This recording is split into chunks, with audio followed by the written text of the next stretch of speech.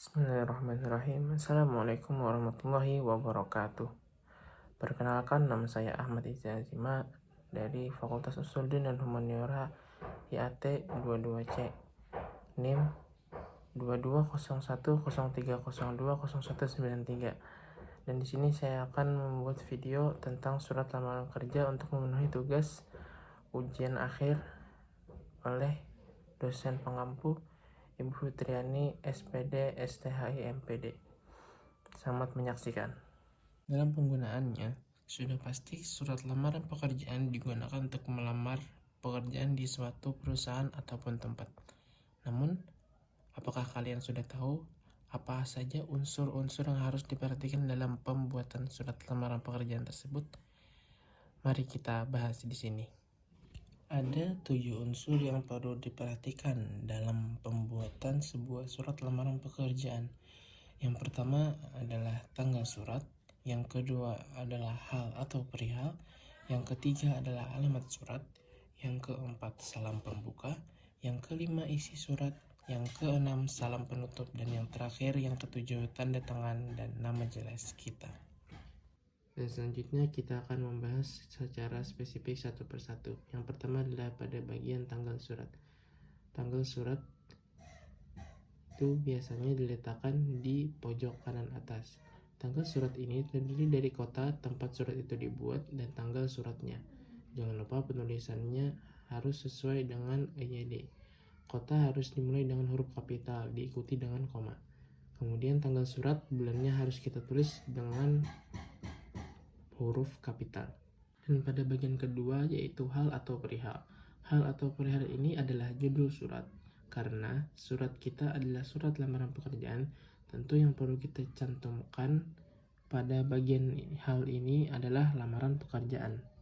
Kita tidak boleh lupa kalau di bagian hal atau perihal ini haruslah sesuai dengan prinsip penulisan judul. Dan pada bagian ketiga adalah unsur alamat surat.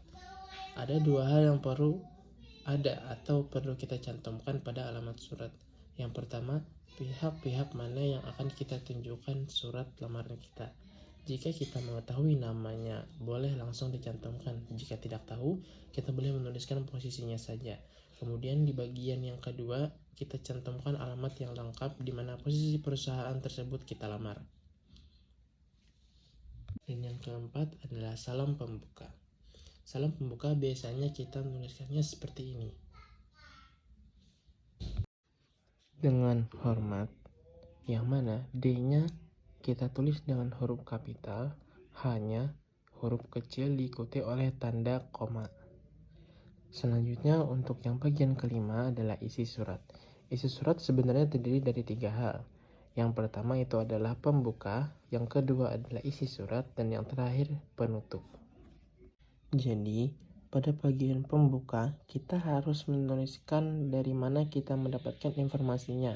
Kemudian, posisi apa yang ingin kita lamar. Dan yang ketiga, terdapat kata-kata bahwa kita akan melamar posisi tersebut. Di bagian yang kedua, di dalam isi surat, kita akan menuliskan hal-hal yang perlu perusahaan tersebut ketahui tentang diri kita. Misalnya, kita sudah berpengalaman di bidang apa, pada posisi apa, selama berapa lama. Itu perusahaan perlu mengetahuinya.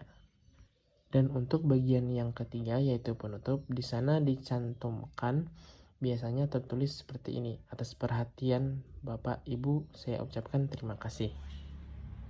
Kemudian, jeda antara anak kalimat dan induk kalimat kita beri tanda koma. Kata sapaan Bapak atau Ibu, kita harus tulis dengan huruf kapital. Saya mengucapkan terima kasih. Jadi kita mengucapkan terima kasih secara tidak berlebihan. Yang salah biasanya menghaturkan terima kasih menggunakan bahasa daerah. Ucapkan terima kasih banyak itu tidak diperkenankan pada sebuah surat penutup, surat lamaran pekerjaan. Jadi kita gunakan saja bahasa Indonesia yang baik dan yang tidak berlebihan. Dan pada bagian ke-6 yaitu salam penutup. Salam penutup ini biasanya kita menuliskan hormat saya. Sama seperti penulisan pada bagian yang keempat, dua kata tersebut. Kata yang pertama diawali dengan huruf kapital dan kata yang kedua huruf kecil, lalu diikuti tanda koma. Kemudian di bagian yang terakhir, kita bukukan tanda tangan kita dan cantumkan nama kita secara lengkap. Mungkin ini saja yang dapat saya sampaikan. Salah khilaf mohon dimaafkan. Jika terdapat kekurangan ataupun kritik dan saran, silakan disampaikan kepada saya pribadi. Wa akhiru kalam, assalamualaikum warahmatullahi wabarakatuh.